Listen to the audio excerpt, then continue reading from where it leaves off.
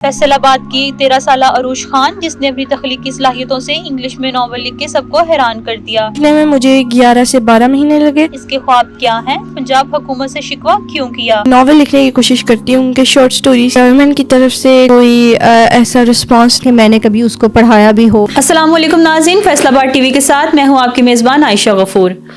बुलंदियाँ वही पाते हैं जो हिम्मत नहीं हारते, रोशनी वही फैलाते हैं जो कि ख्वाब सजाते हैं। नाज़रीन, फैसलाबाद बासलाहियत नौजवानों का शहर है। इसी की एक मिसाल हमारे साथ इस वक्त मौजूद है 13 साला अरूश खान, जिसने इतनी कम उम्र में इंग्लिश में नावल लिख के ना सिर्फ अपने ख़ानदान का बल्कि पूरे पाकिस्तान का नाम रोशन किया। इसी की तरह अरूश खान ने सिर्फ 13 साल की उम्र में इंग्लिश में नावल लिखकर पाकिस्तान की कम उम्र तरीन नावल निगार होने का एजाज़ भी हासिल किया। आज हम इनसे बात करते हैं और जानते हैं कि इस नावल लिखने की जर्नी क्या थी और इसमें किन किन मुश्किलात का इनको सामना भी करना पड़ा।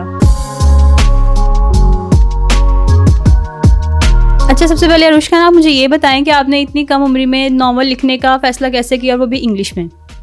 मैं बचपन से जो क्रिएटिव राइटिंग, शॉर्ट स्टोरीज़ और पोइट्री, इन चीज़ों का बहुत शौक़ रखती रही हूँ।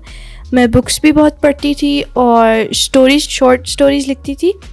इंटरनेशनल कैंगरू लिंग्विस्टिक कॉन्टेस्ट भी थे, उनमें भी मेरे कुछ इंग्लिश लैंग्वेज में मेरी फ्लुएंसी ज़्यादा थी, तो मैंने चूज़ किया कि अगर मेरी क्रिएटिव राइटिंग स्ट्रॉन्ग है तो मैं भी एक नावल लिखने की कोशिश करती हूँ। उनके शॉर्ट स्टोरीज़ की आदत थी, तो एक एक्सपेरिमेंटल तरीके से कुछ नया लिखने की कोशिश की। अच्छा, और इसके बाद आप मुझे ये बताएं कि आपके इस नावल का जो है वो मौजू क्या है और आपका इस नावल में फेवरेट जो है कैरेक्टर कौन सा है? मेरा नावल द एकोज़ ऑफ एल्विस स्टिजियन, ये एक यंग एडल्ट लो फैंटेसी नावल है। इसका जो मेन प्लॉट है उसमें होता है कि 4 बेस्ट फ्रेंड्स हैं जो कि एक रेडियो ट्रांसमिशन को इनकाउंटर करते हैं। उससे वो उन्हें पता चलता है कि एक इजिप्शियन विज़र्ड है जिनको उनमें से एक से कुछ चाहिए। तो वो पूरी बुक में ये सारे 4 बेस्ट फ्रेंड्स ये मिलकर मिस्ट्री सॉल्व करते हैं। उस जो विज़र्ड है उसकी ये लोग उसके जो गोल्स हैं उन्हें अनरावल करते हैं। और इसमें से अगर मेरे फेवरेट कैरेक्टर की बात करें तो मुझे सबसे ज़्यादा पसंद है एमा एंडरसन, जो कि हमारी मेन कैरेक्टर है, जो कि विज़र्ड के साथ विज़र्ड को फेस करती है, और या तो नोआ एंडरसन जो कि उसका ट्विन ब्रदर होता है। इसके बाद आप हमें ये बताएं कि आपने इंग्लिश लैंग्वेज को ही क्यों चूज़ किया नावल लिखने के लिए? आप उर्दू में भी लिख सकती थी, हालांकि वो हमारी कौमी ज़ुबान है। मैंने इंग्लिश इसलिए चूज़ की क्योंकि जब मैं बुक्स पढ़ती थी तो पाकिस्तानी ऑथर्स की जो मैं बुक्स ढूंढती थी तो वो ज़्यादातर उर्दू ज़ुबान में ही होते थे, लेकिन मैं ज़्यादा इंग्लिश बुक्स पढ़ती थी। तो मैंने सोचा कि अगर मैं भी क्यों ना अपने जैसे और टीनेजर्स या यंग एडल्ट्स के लिए कुछ इंग्लिश लैंग्वेज में लिखूं जो कि एक पाकिस्तानी ऑथर से आया हो।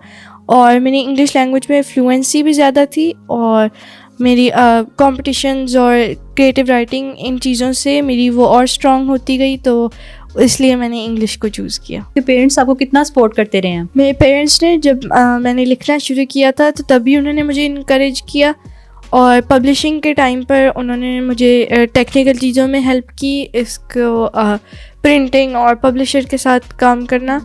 और पेरेंट्स ने तो सपोर्ट किया, उनके अलावा मेरे ग्रैंडफादर, ग्रैंडमदर और मेरे फ्रेंड्स, मेरी बहन, इन सब ने भी मुझे बहुत सपोर्ट किया। पंजाब हुकूमत ने आपको इस चीज़ पर सराहा या कोई आपको अप्रिशिएट किया? अभी तक तो गवर्नमेंट की तरफ से कोई ऐसा रिस्पांस नहीं आया, लेकिन मेरी उम्मीद है कि वो आगे फ्यूचर में इसको प्रमोट करें और अलग जो और भी राइटर्स और ऑथर्स हैं उनके वर्क्स को प्रमोट करें और हमारी लिटरेचर इंडस्ट्री को फिर से रिवाइव करें। अरूश, आप कौन से स्कूल में पढ़ती हैं? मैं अभी कोहिनूर ग्रामर स्कूल KGS में पढ़ रही हूँ। तो टीचर्स का क्या रिएक्शन था आपके नॉवेल्स को लेकर?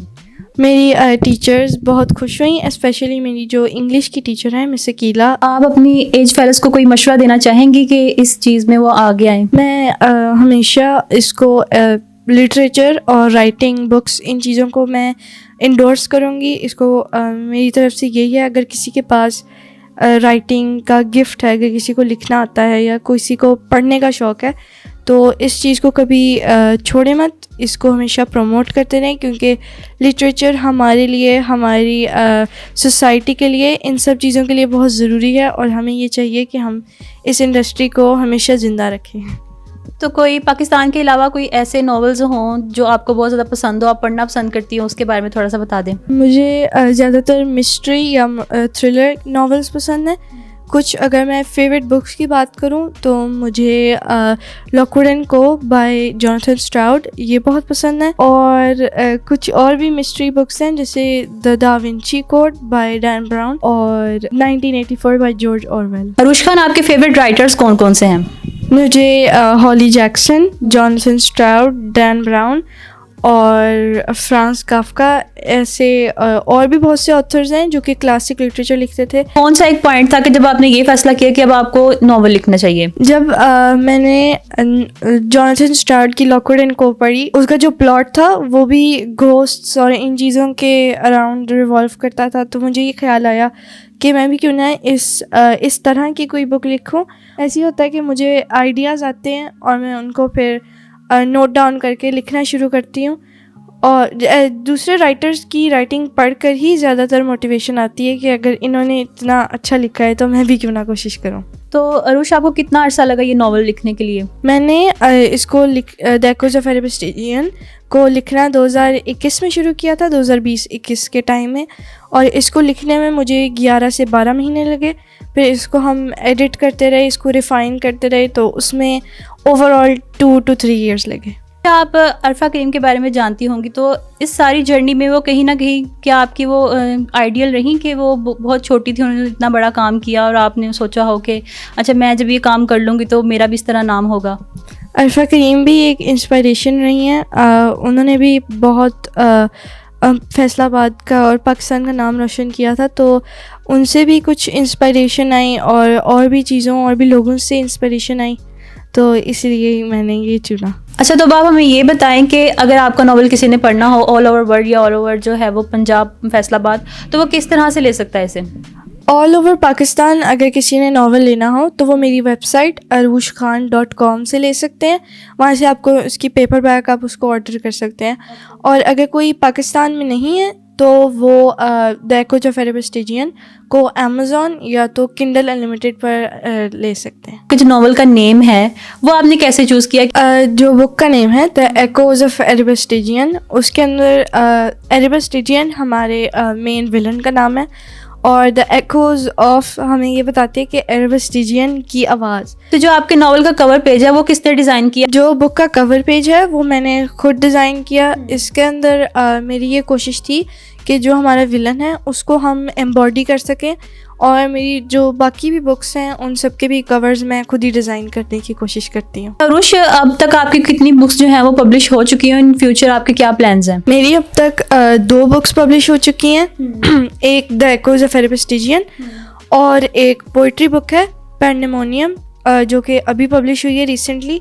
और फ्यूचर की बात करें तो द एकोज़ ऑफ एरेबस स्टेजियन एक 2 बुक सीरीज़ है, तो ये बुक 1 है और बुक 2 अगले साल रिलीज़ होगी। और एक डिस्टोपियन बुक भी है आवर डेडली डिसेप्शंस, जिसका भी आगे पब्लिश करने का प्लान है।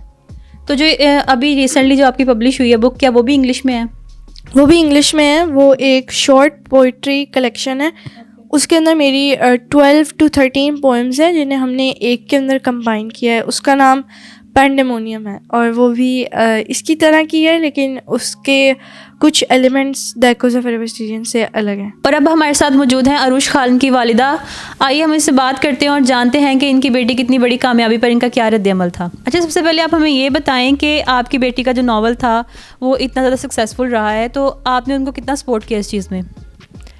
माँ बाप की सपोर्ट तो हमेशा ही बच्चों के साथ होती है, और आरुष जैसा बच्चा जो बचपन से ही बहुत एबिलिटीज़ थी इसके अंदर, कुछ ख़ास चीज़ें थी। अगर मैं आपको बताऊं तो एक बच्चा जो अपनी समर वेकेशन पे 7 साल की उम्र में जो उसकी समर वेकेशन आती है, जो उसको ज़ाया ना करे, उसने सीखा कि वो क्रोशे कैसे करना है। वो क्रोशे की चीज़ें बनाती थी, और फिर उसने गर्ल्स की स्क्रंचीज़ होती हैं वो बनानी सीखी। इसी तरह से उसने कोई अपनी समर वेकेशंस वेस्ट नहीं की।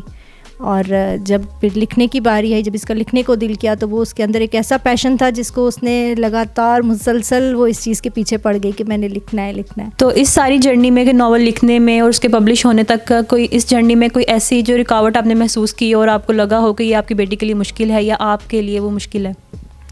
नहीं, अगर ऐसा सच देखा जाए तो बिल्कुल भी नहीं, क्योंकि आरुष एक अपनी बेस पे काम करने वाली एक लड़की है। तो आरुष ने जैसे इसका कवर डिज़ाइन करना, इसका टाइटल, इसको लिखना, इवन कि आरुष ने पब्लिशिंग हाउसेस भी खुद ही ढूंढ लिए हुए थे कि क्योंकि हमने इसको प्राइवेट पब्लिश करवाना था।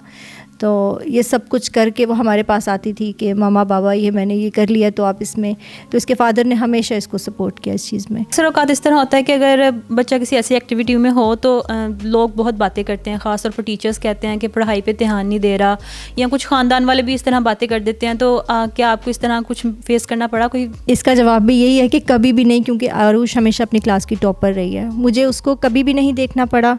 क्लास 3 के बाद मुझे नहीं लगता कि मैंने कभी उसको पढ़ाया भी हो। हाँ, 3 क्लास तक मैंने उसको सपोर्ट किया, उसकी बेसिक्स जो हैं वो सब उसकी मैंने करवाई, और 4 क्लास से उसने अपने होमवर्क्स वगैरह खुद स्टार्ट कर दिए थे। अरूश खान और अरफा करीम जैसे सितारे ही हमें ये सिखाते हैं कि उम्र सिर्फ एक अदद है। अगर हम ख्वाब देखने, इनको पूरा करने की हिम्मत और हौसला रखें तो कुछ भी करना नामुमकिन नहीं। इसी के साथ अपने मेज़बान आयशा गफूर को दीजिए इजाज़त, और मज़ीद वीडियोज़ देखने के लिए हमारे चैनल को सब्सक्राइब कीजिए। अल्लाह हाफिज़।